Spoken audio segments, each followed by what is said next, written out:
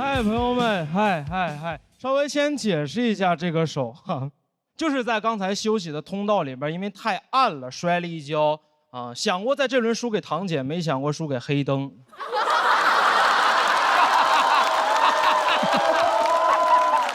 好，哎，正式开始了。我叫于博啊。说实话，比到第3轮没有想到，但是压力真的很大，因为前2轮比的还可以。第1轮6块金牌，哥们儿上来就拿了一个。第2轮上去就用，非常符合我的消费观念，兜里有就得花。啊，用了一块复活金牌，现在是全场唯一的活死人。说实话，这个月一直在自我怀疑，是不是太差了？我就是那种很容易自我怀疑，然后逃避面对的人。来了上海这么长时间了，我是因为觉得自己英语差，不敢和外国人说话。但不是说真的差，英语还可以高考，但就是自卑。我在想，我是上海本地小孩，我小时候见过外国人，我长大肯定落落大方。我说 homie， let's go neighbor hood right homie 哈，因为我是活死人。我哪管是省会小孩呢？我小时候见过外国人，我妈也会自信地推着我去背英语课文，对吗？新概念 ，Last week I went to the theater， 快点。张嘴，别逼我干你，快点。但我是农村小孩，我小时候见过外国人，对我们来说只能是侵略者。在农村见着外国人是我一生的阴影。在老家见着2个白人，我说这是啥呀？怎么了？八国联军撤退没通知你啊？怎么东西拿到大英帝国博物馆给你俩落下了？我妈让我去说话，我能说什么？我说兽首是中国的。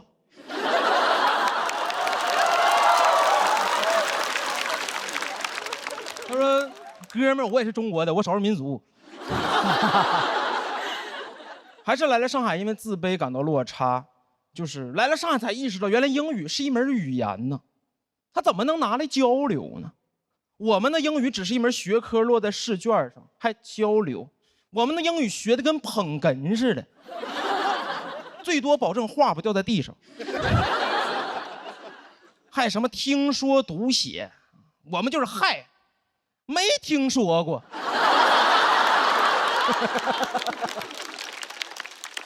天天读写，不知道自己是一个人还是个硬盘。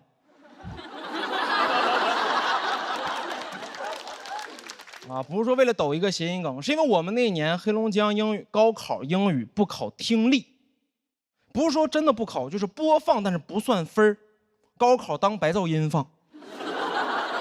我们训练的不是如何听懂外国人说话，训练的是如何在外国人说话的时候屏蔽，专心干自己的事儿，快点。阅读理解，写作文，快点。长大了，外国人说话不是听不懂，听不见。一听着外国人说话专注，出国都没有工作，特别适合给外国人做美甲。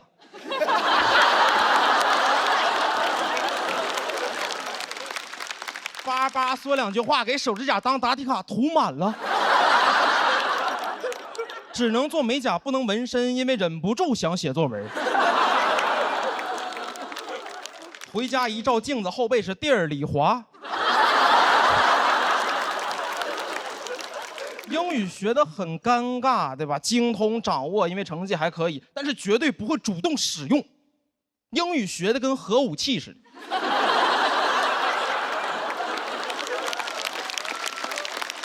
朋友还问呢，说你会不会？有时候会，他说那你说呀，我说还没到时候。我方不使用，但掌握英语威慑。别说英语了，来上海中文都快不敢跟别人说了。前2天在路上，一个闯红灯的电动车把我撞了，不是撞的这个，把我撞了。当时我挺生气的，因为我占理，我说你闯红灯是错的，你道歉。他理直气壮，他说我在闯红灯的时候故意站在路中间，我没有父母。说我在马路中间站着是为了投胎见我的父母，给我一顿骂。在他眼里边，我是一个恶意撞他的孤儿。我是个肇事孤儿。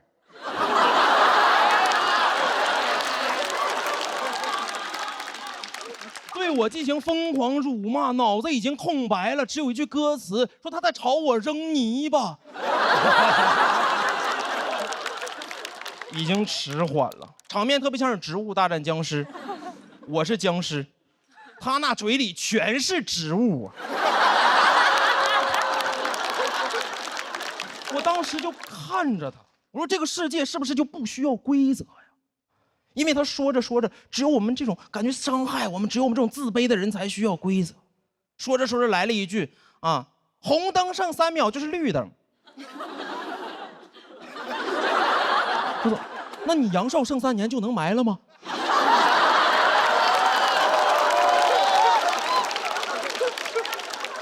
我就是觉得，怎么有的人狂妄到就可以修改规则呢？你没有办法说服他们，很难。难道说服？当年我们老师让我读说服。但说服从来没有真的读过说服，人怎么能修改多音字呢？这不是欺负那些没有人撑腰的多音字吗？有人撑腰的怎么不欺负呢？啊，单依纯，那粉丝不骂你吗？你搁那犟嘴啊，如何呢？又能怎？我就是觉得这个社会任何角落都需要规则，这是我们自卑的人的堡垒，甚至别人家。我受不了一去朋友家是吧，当自己家一样，我不能把这儿当家。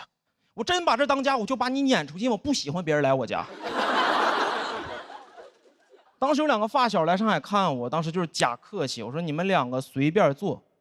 一个哥们儿开始翻我的衣柜，另一个翻我的冰箱，我往那一站像个中介似的。我这从东北来看我，还来看房的呀？怎么直接拎包入住了？然后2个人吃会儿外卖，一个哥们说在这住吧，另一个说好。我说啊。2个人躺到了沙发上抽烟，很过分，但碍于情面，只能小小的报复他们，在他们抽烟之前拿走他们的火机。做到这种程度了，他们才被迫用燃气灶去点烟。拿完之后，觉得自己很无助，感觉自己特别像是印第安人。有没有可能当年印第安人也就是客气了一下？和第一批下船的欧洲人说，你就当自己家一样。他们直接拎包入住了。印第安人往那一站，欧洲人说在这住吧，另一个欧洲人说好，印第安人说啊。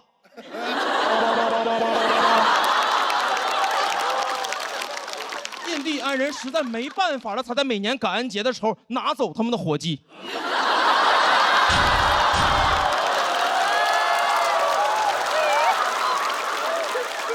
我真的觉得自卑的人的底色和印第安人是一样的，我们最大的共同点就是都不会说英语。第一次在老家见到白人，都是我们一生的阴影。我们就是站在那里不动，他们向我们走来，我没有办法说服他们，但是我希望能永远说服自己。谢谢你们。嗨，朋友们，很开心跟大家演出。这确实很吸引注意力，你知道吗？上个赛段比赛的时候给手摔断了，现在是黑灯和小佳的竞品。我就是这一期的新残疾人，算是喜榜残疾人。哎呦，说实话，真想讲老弱病残的段子，想讲地狱笑话啊！我有这个资格。我在20岁那年就得了糖尿病。我知道你们啊是因为听感上更像是刘仁成的段子。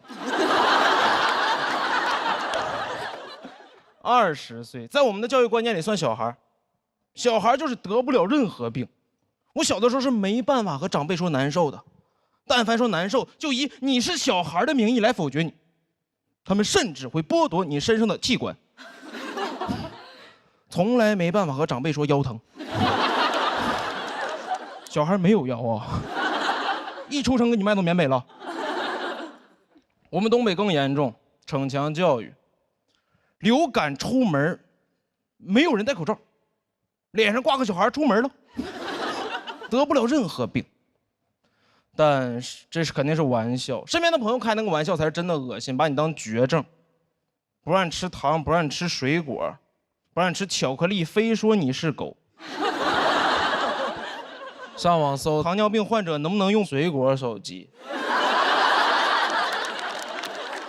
家人才是真的关心。我老80了，知道我得糖尿病，心疼坏了，每天以泪洗面。哎呀妈呀，大孙子咋整啊？得糖尿病了，妈老还没得你就得了，咋整啊？哎呀，要不吃点黄桃罐头呢？一型糖尿病发的太严重了，一发病就进 ICU， 特别突然，和这个段子转折一样突然。ICU， 我确实是安全下车，往那一躺，真的身上哪都插着管，呼吸都有管帮你。我往那一躺，我都想发现小众宝藏打卡地，还什么家人们谁懂啊？我懂。ICU。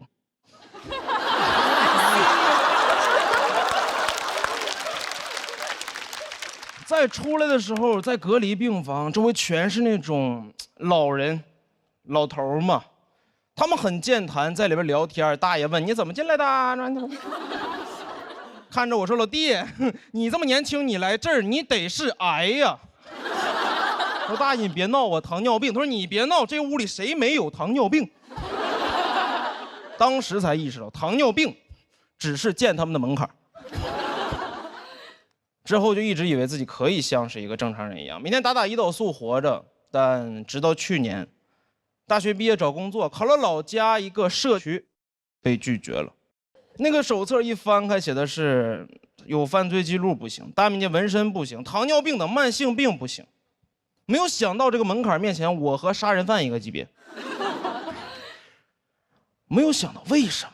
我明明慢性病，我又不是那种病。我没有办法伤害别人，我伤害别人，我小糖尿病怎么影响我在那个岗位上端茶倒水吗？主任喝茶，我说你先别着急，我亲自倒。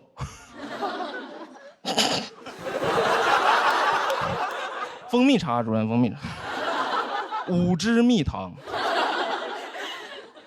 这个找工作过程中，连这种岗位都在拒绝我们。中国有1.4亿糖尿病人，我说那他们到底在干什么呀？我们当时的病友群里全是老头老太太，根本不用上班。第一天进群发了4个表情包欢迎我，是4个观音说欢迎群友。那剩下的呢？一查在送外卖送快递，明明体力活最不适合我们，偏偏最接纳我们。不是说我们适合，而是因为这些职业不歧视任何人，哪怕他们就叫歧视。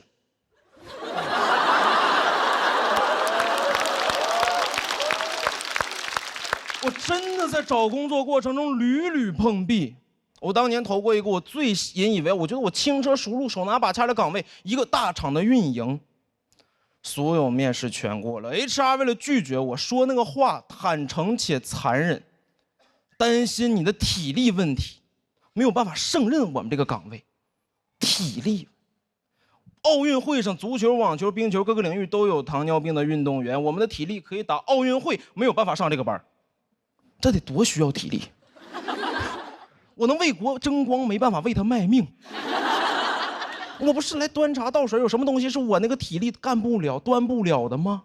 又不是铁饭碗。真的说的话很坦诚残忍，说担心你在我们岗位上猝死。他知道自己的岗位能猝死，但是不能死一个糖尿病人，必须死一个健康人，挺有武德，不杀老弱病残。对吧？工作强度大，你降低工作强度啊？怎么你想招个命硬的，招个累不死的，招个能吃苦的，更适合我了。我就吃不了甜。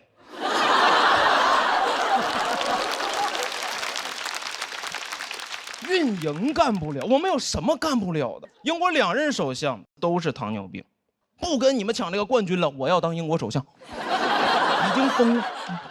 怪不得首相住的街道叫唐宁街，那地方我也能住。英国注定是属于唐人。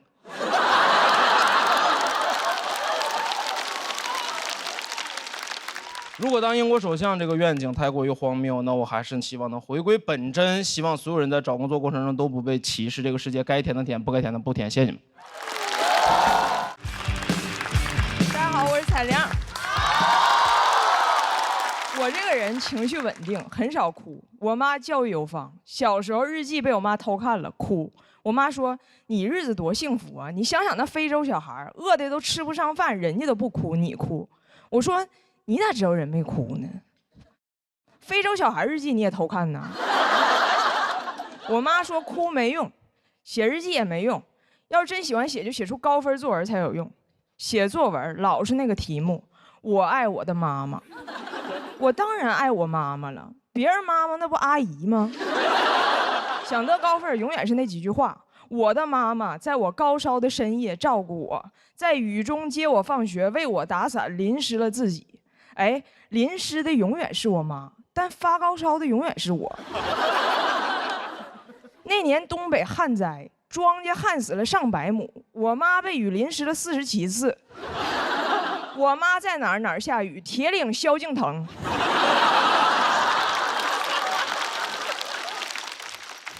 全班都写妈妈打伞，妈妈打伞。班主任开班会的时候都疯了，你们不要再打了啦！做啥都得有用，出生开始就得有用。1岁就抓周，一堆亲戚围着我，七嘴八舌，看我将来有什么用。我抓了个听诊器，他们说不错，医生。其实我可能就想把耳朵堵上。我表弟抓了个铁饭碗，他们说我们家光宗耀祖就靠我表弟了。所以抓周这玩意儿是真准。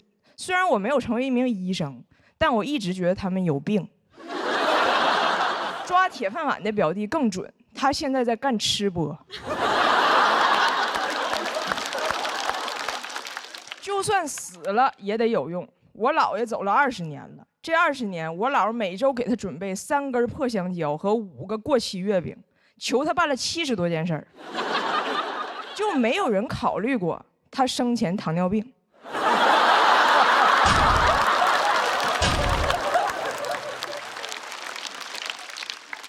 每次给我姥爷烧纸，很少说多怀念他这个人，总是让他保佑我们点啥。几年前我要去考试，我姥就跟我姥爷说，保佑孩子考100分。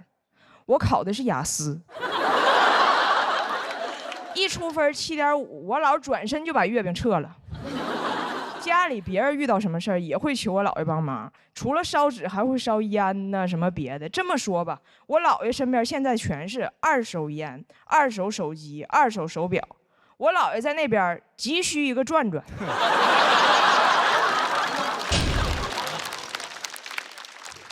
做人做鬼核心都是有用。前几天我姥摔了一跤，没有人告诉我。我妈后来说，告诉你你回来也没有用，人呢还是要做有用的事儿，你就好好整理短视频。我说妈，如果所有人都只做有用的事儿，谁刷短视频？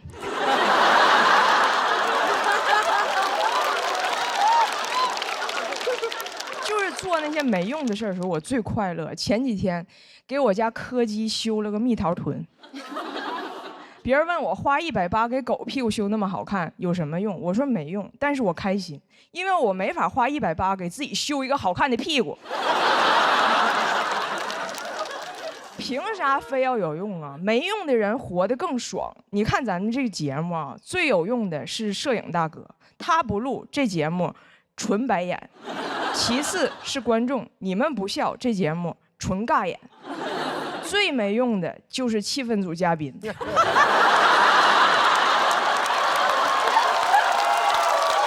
太早了，他们不点评这节目纯享版。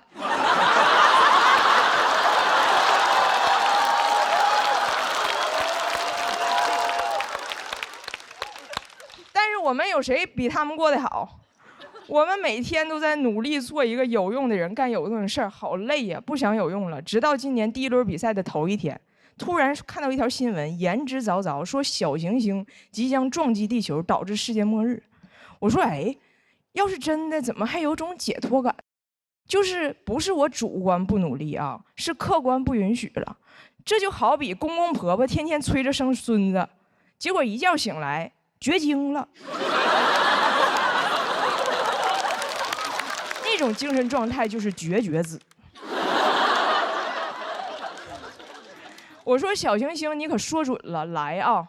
那一夜我灵魂狂欢，什么有用都没用。看见别墅废墟，看见豪车废铁，看见富豪狒狒。我还真走了。不努力了，什么喜剧之王单口季不去，另一个节目也不去，地球都要熊熊大火烧焦了，那爱奇艺的节目和腾讯的节目都会糊。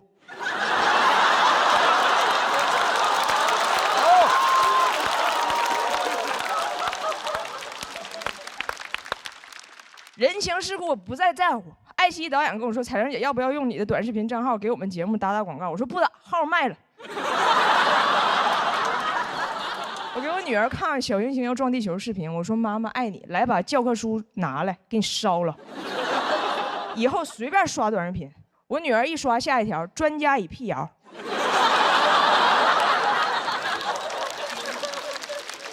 我说：“写作业去，把火也灭一下。”我女儿说：“妈妈，那你呢？”我说：“我看喜剧，爱奇艺喜剧之王单口季，花小钱看大戏，连续包月更便宜。”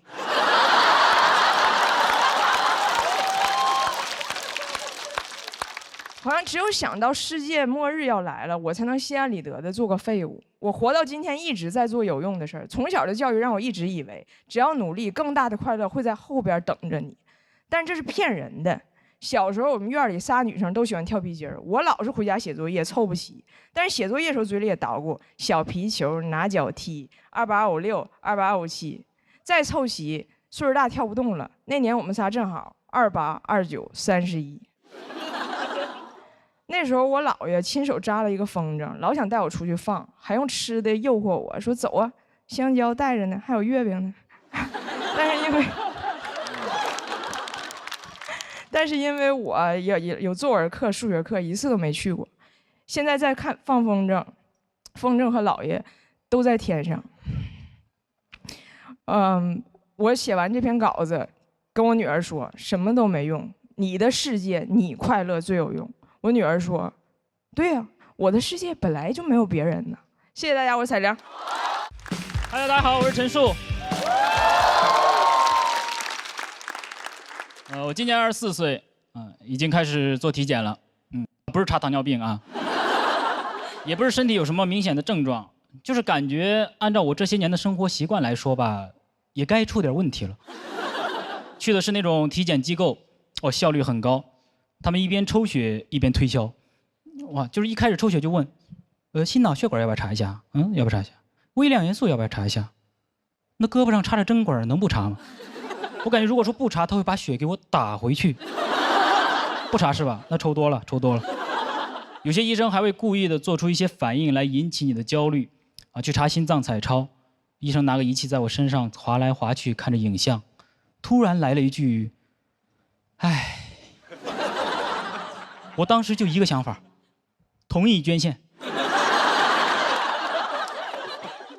就很奇怪，他也不告诉你什么情况，就在那儿自言自语刺激你就在那儿。唉，现在得癌症的年轻人越来越多喽。我加了27项的检查，我加到最后几项，医生都不忍心了，说啊，这个你也要查？我就跟个闰土一样在那儿查。查出来都是一些很小的问题，但当你花了很多钱只查出来一些小问题的时候，你真的很不甘心呢。一共花了3891块，医生说我只是有点缺钙。我说还有别的问题吗？他说肾里有点结晶，多喝水就好了，多喝水就好。你知道不来体检我能多喝多少水吗？3891瓶，而且24岁缺钙。人的身高一般在20岁就停止发育。我说我现在补钙还能有什么变化吗？医生说如果你补钙补得多的话，肾里的结晶就会变成结石。我说好，总算是有个盼头了。总是对身体很焦虑经常看一些健康科普学知识，但不舍得为知识付费听说吃鱼油对身体好，然后心里又想，鱼油太贵了吧？能不能吃鱿鱼啊？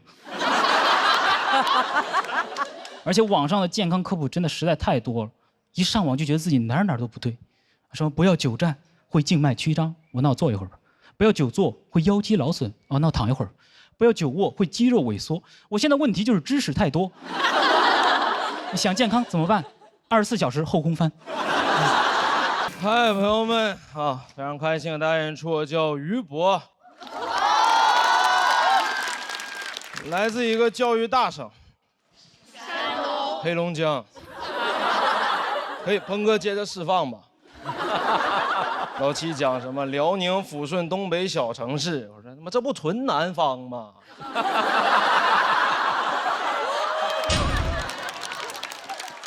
当然，教育大省不是空穴来风。各位，我知道这2年互联网对黑龙江刻板印象很深，东北小孩抽烟喝酒打架混社会，往那一站就是松柏欲盖弥彰。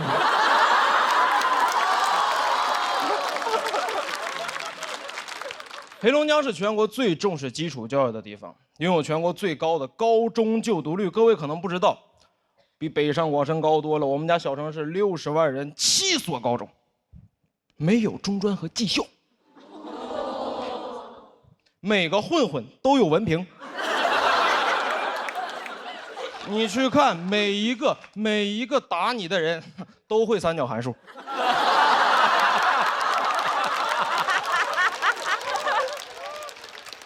你说学那有啥用？我说看那香港电影《古惑仔》，我说这里边但凡有一个黑龙江人，一眼就发现了。那大哥说。给这个人给我扔海里淹死之后沉了。大哥不行，因为浮力公式 F 等于ρ略 G 为排，淹死就飘了。重视教育，读书改变命运这个观念刻在我们骨子里，从来不掩饰读书的目的，很直接很夸张。我们当时高中班级直接到班级名字就叫清北班，清北。太直接了，这和那种衡水中学不一样，人家不叫但能考上。我考不考上别说，我们就叫，先叫，先叫的人先享受清北。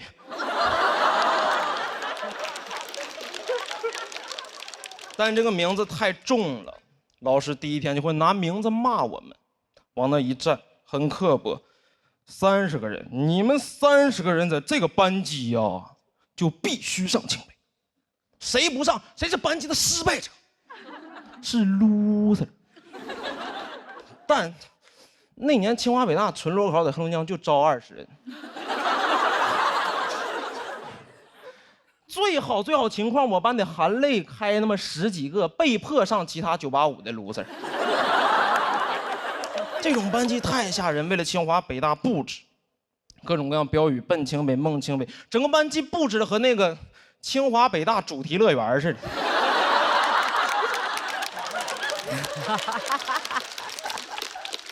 每个人的成绩和分数线的折线图，给饮水机取名叫未名湖。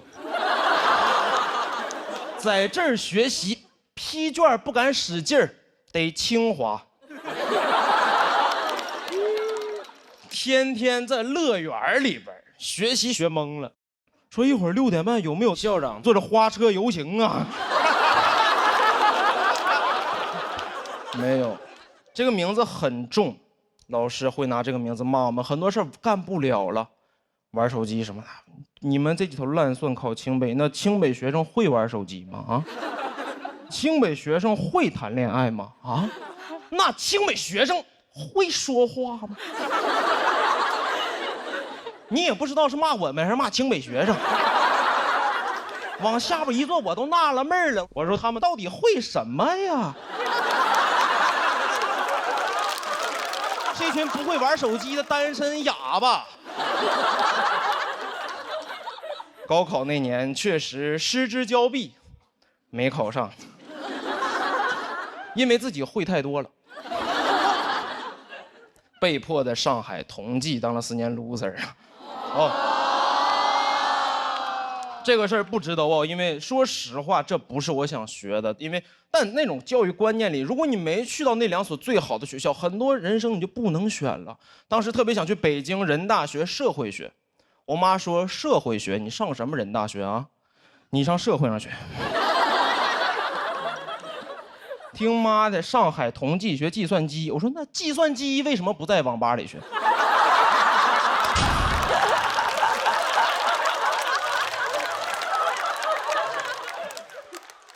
因为那种观念，小时候一直贯彻的叫必须好好学习，去大城市挣大钱。如果不好好学习，留在老家你就饿死。小时候深信不疑，直到自己真的来了上海，发现这事儿不对。因为我也可以好好学习，在大城市然后饿死。人只要想饿，在哪儿都能饿死。上海的消费更容易饿死。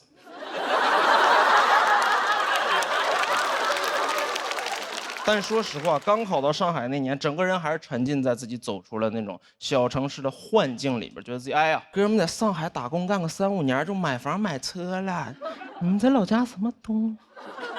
直到今年过年回家参加了同学聚会，所有人除了我之外留在老家都买车，所有人在老家都是开车来的。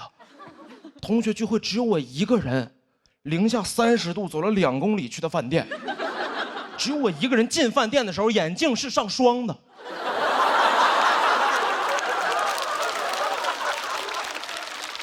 他们有车的人眼镜的霜拿雨刮器就刮掉了。这就是我们观念的区别。因为来上海奋斗的城市，你会觉得大学刚毕业23岁开什么车？23岁在上海就奋斗就该坐地铁。23岁不坐地铁，什么时候坐地铁？对吗？车对我来说应该是那个我在上海打拼了很多年，奋斗原始积累啊，最后中产了，追求车啊房啊，那是我奋斗的奖励。车应该拿地铁里程换。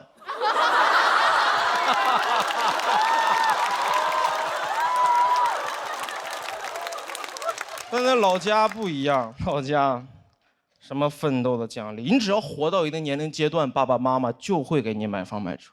不是奋斗的奖励，算签到奖励。在线时长够，可以了。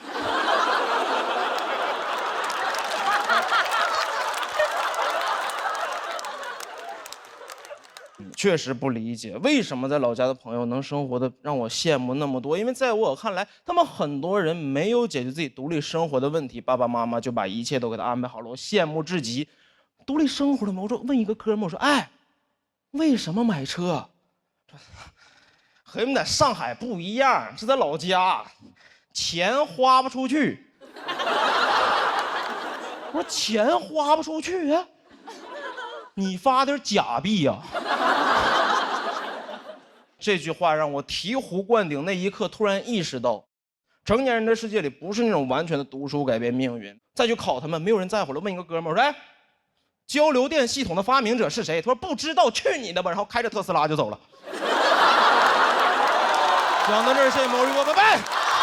嗨，朋友们，嗨，我叫于博。好，咱们狠人的叙事已经结束了，接下来是温情的家庭的内容。啊，不是说他们2个结婚之后的家庭啊。我妈很传统的东北母亲，教育观念传统，到现在是那种干点什么都给你挑毛病的母亲，对她好的不行。今年母亲节给她买了个包，她说给妈妈买包，妈妈是开心的呀。但如果这个包是你自己做的，不是更有意义了吗？什么话？我大学在上海，又不是在莆田。这话听了我都后怕，因为我原计划打算给他打4000块钱，即使打钱也这么说，给妈妈打钱，妈妈是开心的。但如果那钱是你自己印的啊，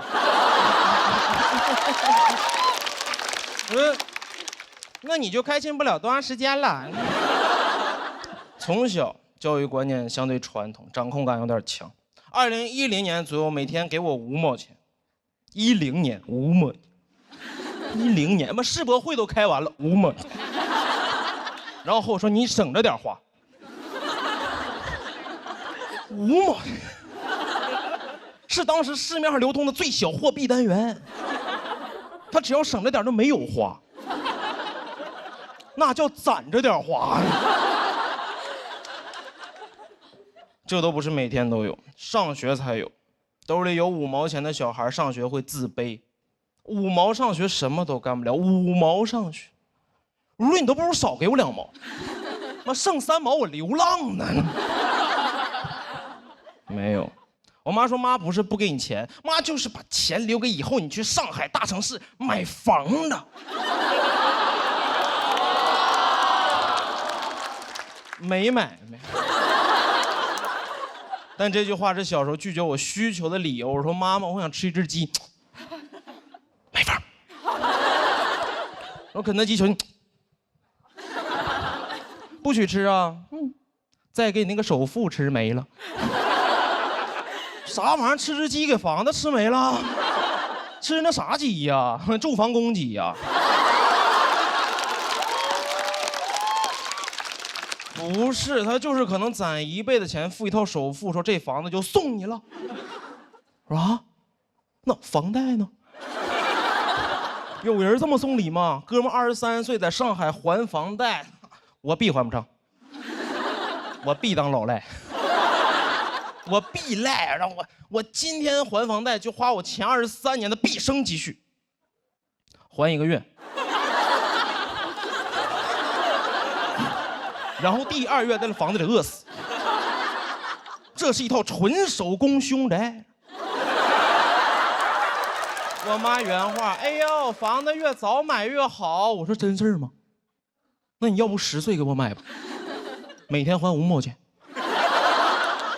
我确实有想过，我想当10岁的老赖，因为10岁老赖帅。23岁老赖就是社会的边缘分子，但切记10岁老赖没有人当过。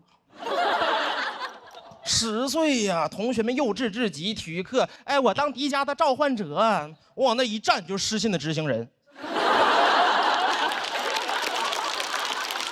什么1个2个小奥特曼，小罗永浩。这个我给。和那同学就玩不到一块儿去啊！班级60个小孩去春游，就哥们儿1个人坐不了高铁。我妈很喜欢给自己的教育方式就扣一个帽子，叫很流行现在吃苦教育。妈是希望你把好日子留在后边，吃得苦中苦，方为人上人。哎呦，这句话说实话，我现在有点不理解，因为我妈好像也不是这个观念。真的吃过苦的人不认同这个。谁吃过苦？我姥。当年河南自然灾害之后闯关东逃难来的黑龙江啊，这一路上吃尽了人间疾苦，对吗？他成为人上人了吗？他成为了一个东北人，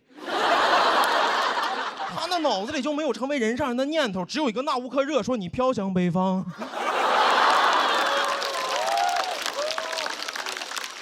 尤其我知道他没有过上好日子，因为这2年他经常和我说：“老希望你能上南方。”话里话外就是：“哎呀妈，老后悔了，当年呢走过了。”那帮的狡猾的人上人在北京就已经下车了。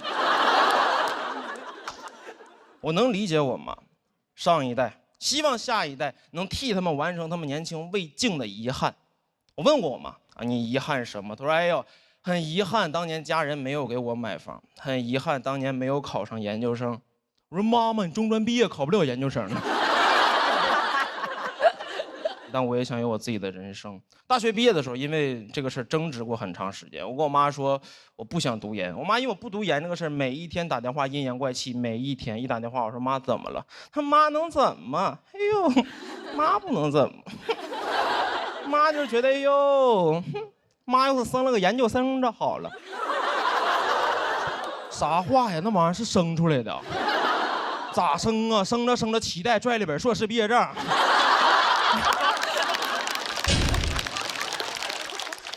他那理论都有点变态。这么说你现在还行啊，985本科还够用，但妈告诉你不用多5年，5年之后这个世界上所有没有研究生学历的人啊，都将被淘汰。我不知道今天幸存率大概有多少，但我调查过，中国大概有1000多万的研究生和14亿淘汰者。99.5%以上的人叫什么淘汰？这叫灭绝。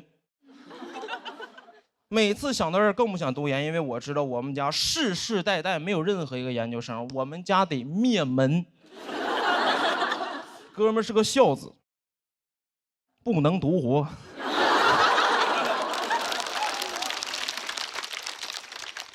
当我后来很坦诚，我和我妈说是真的，妈妈，我真的受不了高压的应试教育，真让我读研，我坚持不住，一定在第3年受不了，我直接就自杀了。第3年之后见着我就，我妈在这，妈第3年是谁？那就只能读2年半的专硕了。讲到这儿，谢谢苗如我，拜拜。